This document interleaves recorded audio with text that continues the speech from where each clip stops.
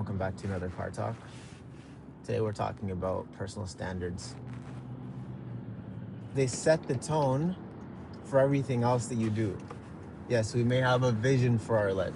We may have an outline of what we say would make us feel fulfilled in life. But personal standards make sure that the way that we're operating, the way that we're showing up in this life is best aligned with the future, with the dream life that we intend to live. Now, fulfillment is when you're aligned. Standards are what keep you there.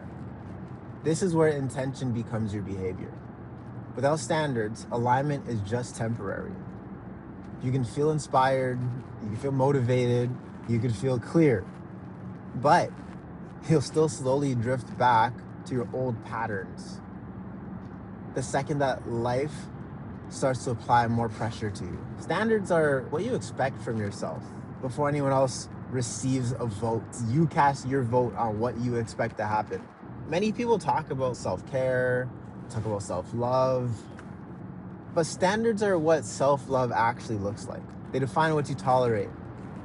They define when you choose to walk away from situations.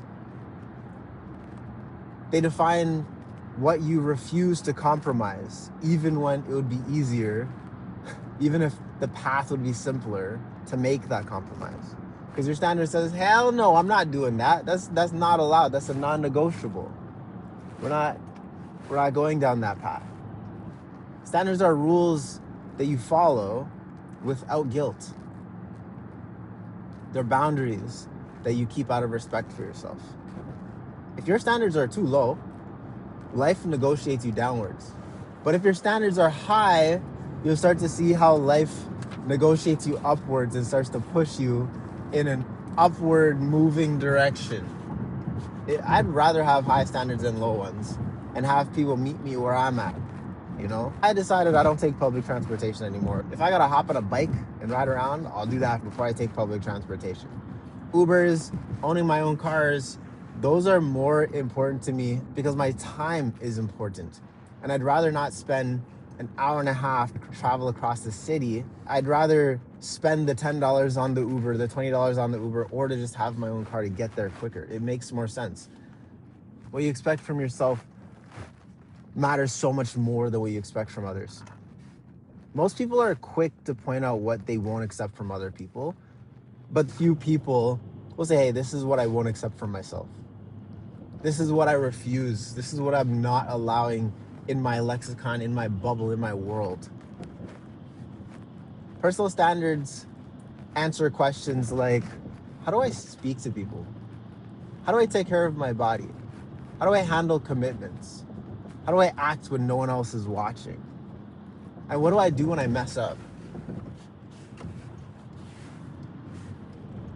Your personal standards will dictate how you operate and how you show up, and you'll see it. You will see it in your life because your personal standards will be reflected right at you. You'll be able to see it right just there in your face. You can't get away from it. The quality of life that you live will be, they will reflect based on these standards that you uphold for yourself. The non-negotiables, and I always tell my friends this, like there's certain things for me that are just straight up non-negotiables. Like when you're tired, when you're frustrated, when you feel like taking shortcuts, there's certain things you're like, these are non-negotiables.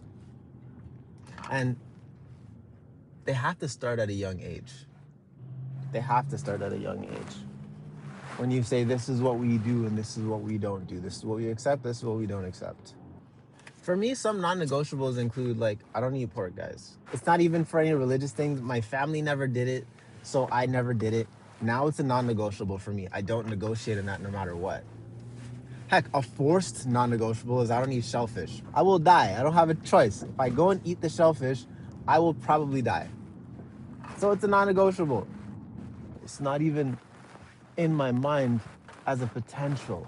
Non-negotiables are behaviors that don't change based on mood, environment, circumstance. It's like, nah, I said this is not happening. It's not happening. It just is what it is.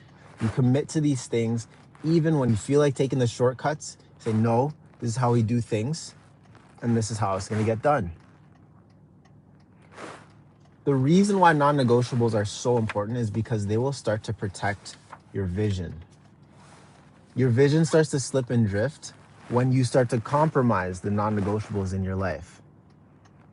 Vision shows you where you're going, and your standards are going to protect where you're going and to make sure you're on the right path.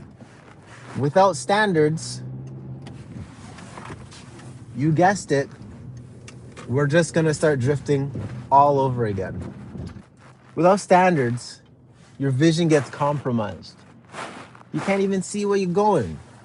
Then you start to justify why you're taking shortcuts, why you're not sticking to the vision, why you're not sticking to the plan or the mission. You start saying, oh, well, it's just this once. Oh, it's just this one time. I'm not going to post my video. Oh, this one time I'm not going to send that email.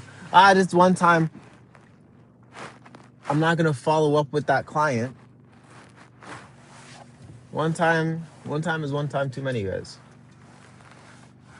If you really have that vision, you gotta stick to it. You gotta keep it moving.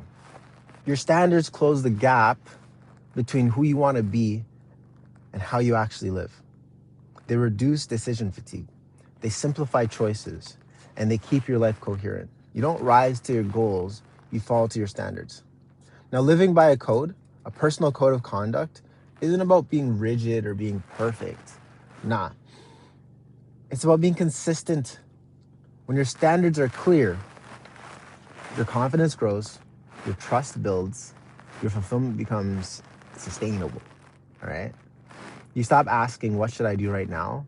And you start living from an idea of, this is how I operate. This is how I do things. This is how I move forward in my life. And at that point, drifting begins to lose its hold on you. It's almost impossible. I'm not saying it is impossible, but it's almost impossible for you to continue drifting at that point. Now, standards come before your beliefs and before your practices because they're the bridge between attention and action. Before your beliefs are reinforced, before your habits are formed, before daily practices actually start to get locked in, standards define the line that you refuse to cross no matter what, and the level you refuse to fall below. Like, if you think about your bank account, what is your personal standard for your finances? What number is unacceptable for your bank account to fall below? There's a standard. Hey, what's a body fat percentage that is unacceptable for you to go above? Like for me, I'm like, anything above 20% is unacceptable. Saw myself go to 24%. I'm like, we gotta start eating better. We gotta start moving better. We gotta change some things in here. You know what I'm saying? From here, we move into principles. And we're going to touch on that in a future video, so make sure you guys stay tuned to our principles. We'll maybe touch on a little bit of credo. But once you know how you expect yourself to behave in life, well, the next questions become a lot easier. I hope you guys got a lot of value from today's little car talk. Make sure that you get my book, Stop Drifting. It's available on Amazon right now. Click the link down below to check it out. A lot of things that we're talking about, we dive deeper into the book. It's about 200 pages helping you stop drifting through life. And with that being said, I will see you tomorrow. Peace.